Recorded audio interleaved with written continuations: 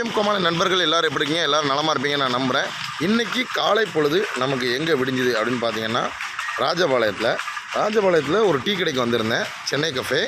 அந்த டீ கடையில் பார்த்தீங்கன்னா நம்ம ஊரில் விற்கிற மாதிரியே வந்துட்டு உளுந்த வடை, கார வடை எல்லாமே இருந்துச்சு. நம்ம ஊரில் எப்படி கோழியாப்பம், நெல்மா ரொட்டி எல்லாமே ஃபேமஸோ அதே போல் இங்கே வந்துட்டு ஒரு புது ஐட்டம் நான் ஒன்று சாப்பிட்டேன்.